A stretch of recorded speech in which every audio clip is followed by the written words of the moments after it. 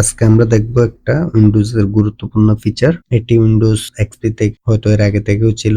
XP, vista, Windows 7, Windows 8, Windows 8.1, 10, 11 সবগুলোতে প্রায় একই রকম ইন্টারফেসে আছে। এটা খুবই দরকারি একটা ফিচার উইন্ডোজ কম্পিউটারের। তো আজকে দেখি আমরা টাস্ক ম্যানেজার কিভাবে স্টার্ট করতে হয়। টাস্ক ম্যানেজার অনেকভাবে স্টার্ট করা যায়, তার মধ্যে একটা হচ্ছে কন্ট্রোল অল্টার ডিলিট চাপ দিয়ে, তখন এরকম একটা ফিচার দেখা যায়। এটাতে এই জায়গায় টাস্ক ম্যানেজার ক্লিক করলে ওপেন হয়, অথবা টাস্ক বার যেখানে নিচে যে বার আছে টাস্ক বার, ওটাতে রাইট ক্লিক করলেও এখানে টাস্ক ম্যানেজার দেখা যায়। টাস্ক ম্যানেজার কাজ প্রথমে আসতেছে, এখানে আমরা দেখতেছি প্রসেস ট্যাবের মধ্যে সাব ট্যাব হচ্ছে সিপিইউ কত পার্সেন্ট, শতকরা কত পার্সেন্ট ব্যবহার হচ্ছে। এটা এখানে আমরা বিভিন্ন অ্যাপস দেখতেছি, যে অ্যাপস গুলো সিপিইউ ব্যবহার করতেছে। যেমন আমি যেই অ্যাপস দিয়ে এই ভিডিওটা রেকর্ড করতেছি, ওবিএস স্টুডিও, ওটাই দেখা যাচ্ছে আমার সিপিইউর প্রায় 4.3 থেকে 5.6.9 ফ্লাকচুয়েট করতেছে। আর সিপিইউর ব্যবহার এরপর আছে মেমোরি মানে হচ্ছে র্যাম ব্যবহার করতেছে। একটা অ্যাপসে র্যাম ব্যবহার করতেছে 194.4 র্যামের মধ্যে জায়গা নিচ্ছে। আর আমার র্যামের টোটাল ব্যবহার হচ্ছে কত, 49%। তারপর আমাদের হার্ড ডিস্ক বলতে এখানে হার্ড ডিস্কের টোটাল ক্যাপাসিটি যতটুকু, তার কত পার্সেন্ট ব্যবহার হচ্ছে এবং কোন অ্যাপস কতটুকু ব্যবহার, যেহেতু এখন আমার কোনো কিছু প্রসেসিং এ নাই। এরপর আসতেছে নেটওয়ার্ক, তাও কোন অ্যাপস কতটুকু নেটওয়ার্ক ব্যবহার করতেছে।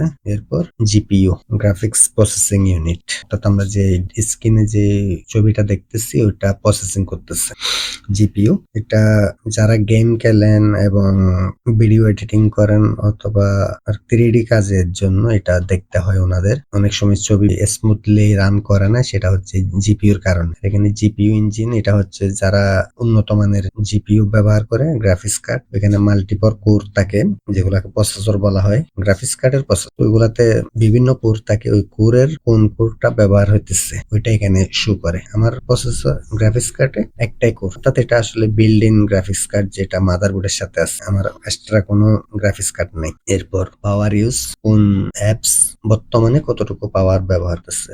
এরপর সবগুলা বেরেলু দেখাচ্ছে। আর এটা হচ্ছে বিভিন্ন অ্যাপস এর ট্রেন্ড, অর্থাৎ প্রবণতা, অর্থাৎ এটা এখন পাওয়ার ব্যবহার না করলেও সাধারণত কতটুকু পাওয়ার ব্যবহার করে ওইটা এখানে থেকে দেখা যায়। এই স্ক্রিনের সবচেয়ে গুরুত্বপূর্ণ বিষয় হচ্ছে যখন আমরা দেখব কোনো একটা অ্যাপস আমাদের সিপিইউ কে অথবা মেমোরি কে অথবা ডিস্ক কে যখন অতিরিক্ত পরিমাণে কনজিউম করে, তখন কম্পিউটার হ্যাং করে। হয়তো র্যামের কারণে হইতে পারে, র্যাম অতিরিক্ত ব্যবহার করতেছে অথবা সিপিইউ অতিরিক্ত ব্যবহার করতেছে, ওই সময় আমাদের কম্পিউটার হ্যাং করে বসে থাকে, আর কোনো কাজ করে না। এমনকি টাস্ক ম্যানেজার ওই সময় খোলা যায় না। ওই সময়ের জন্যই কন্ট্রোল অল্টার ডিলিট চাপ দিয়ে টাস্ক ম্যানেজার খুলতে হয়। খোলার পর আমাদের প্রধান কাজ হচ্ছে যে অ্যাপসটা অতিরিক্ত কিছু ব্যবহার করতেছে সেটাকে অফ করে দেওয়া। ফিল্মোরা ব্যাক এন্ডে চলতেছে। তো এখন আমি দেখি ফিল্মোরা, এটা আমার র্যাম যদি এখানে 200 থেকে 350 মধ্যে ফ্লাকচুয়েট করছে, 400 দেখা যাচ্ছে র্যাম। এটাকে আমরা যদি বন্ধ করতে চাই, যেহেতু এগুলো লিমিট টাচ করে ফেলে 100%, তখন আর কম্পিউটার পুরোপুরি কাজ করে না। আপনি চাইলেও নরমালি এটাকে বন্ধ করতে পারবেন না, তখন আপনাকে এখান থেকে এসে বন্ধ করতে হবে প্রোগ্রামটা। যেমন এখান থেকে আমি ওয়ান্ডার শেয়ার ফিল্মোরার উপর ক্লিক করে ইয়ান টাক্সে যখন দেখাবো, এখান থেকে বন্ধ হয়ে যায় সাধারণত, সহজ। যাক, এটার কাজ মোটামুটি এতটুকুই। এরপর আসছে পারফরমেন্স স্টেপে রিয়েল টাইম ডাটাটা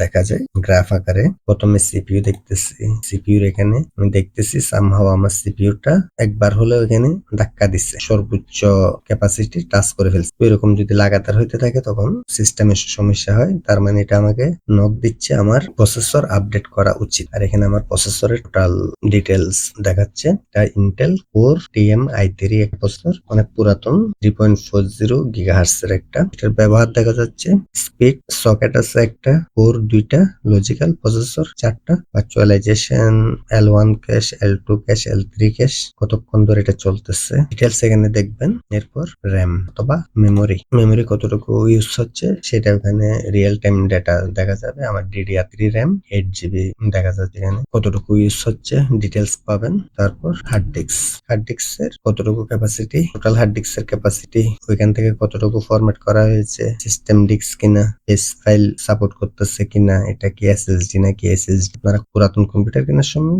ডিটেলস এখান থেকে চেক করে দেখতে পারবেন। এরপর ওয়াইফাই আমার কানেক্টেড আছে বলে একটা লাইন, এখন ব্যবহার হচ্ছে না, হবে যদি আমি এখন এখান থেকে চাপ চলুক, ব্যাক এন্ডে চলুক ওইটা। এখন দেখা যাচ্ছে এটা ধাক্কা দিচ্ছে, চালু করার সাথে সাথে আমার ইন্টারনেট ব্যবহার শুরু হয়ে গেছে 450 kbps পর্যন্ত। এগুলো মডিফাই করা যায় আরো অনেক রকম ভাবে। ইথারনেটও সেম জিনিস, যেটা RJ45 দিয়ে ফিট করা হয়, আর রাউটার থেকে সরাসরি কেবল কম্পিউটারের সাথে লাগাই। এরপর আসতেছে জিপিইউ তো সেম, এগুলা ভিডিও ডিকোডিং, মেমোরির ব্যবহার ইত্যাদি এখানে শো করে। এরপর আসতেছে অ্যাপ হিস্ট্রিতে কোন অ্যাপ কতটুকু সিপিইউ, নেটওয়ার্ক এবং অন্যান্য রিসোর্স ব্যবহার করেছে সেগুলোর বিস্তারিত এখানে দেখা যায়। এরপর সবচেয়ে গুরুত্বপূর্ণ জিনিস যেটা আমাদের দেখা দরকার সেটা হচ্ছে স্টার্টআপটা আমাদের জন্য খুবই গুরুত্বপূর্ণ, কারণ অনেক সময় আমরা দেখি সিস্টেম চালু হওয়ার সময় কম্পিউটারের পাওয়ার অন করার সাথে অপারেটিং সিস্টেমের সাথে সাথে আরো কিছু অ্যাপস বা প্রোগ্রাম চালু হয়ে যায়, যেটা আমাদের জন্য একটু বুট টাইমটাকে আরো লেন্থি করে ফেলে, অর্থাৎ কম্পিউটার চালু হইতে অনেক দেরি করে ফেলে। এই দেরিটা না হওয়ার জন্য আমরা চাইলে যে এখান থেকে শিখতে পারি। যেমন আমার সিস্টেম আপ হওয়ার সময় যদি আমি চাই যে অব্রটা অটোমেটিক চালু হয়ে যাক, অথবা মাইক্রোসফট 365 কোপাইলটটা চালু হয়ে যাক, তখন আমরা এখানে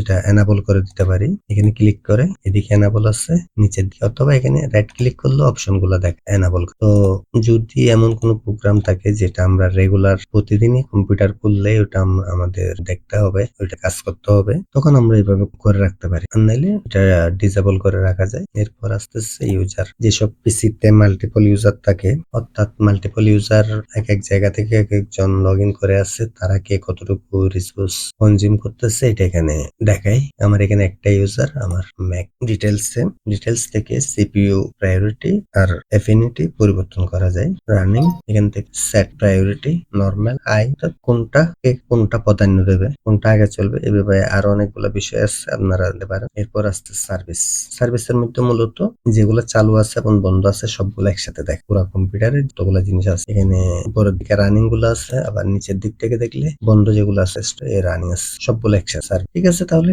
এখানে আসলে তেমন কোনো কাজ নাই আমাদের। এবং এটা এমন একটা বিষয় যেটার কোনো লিস্ট ইন্টারনেটও ছিল না আমরা যখন ক্লাস করতে, তখন তাতে এখানে যা যা চলতেছে এগুলার কি কাজ, কোনটার কি কাজ, ইন জেনারেল এটার লিস্টটা কোথাও নাই। আমাদের স্যারের ভাষ্য অনুযায়ী আমরা আর এগুলো চেক করে দেখিনি, তো আমাদের জন্য যেটা দরকারি এতটুকুই। ওকে ভাই।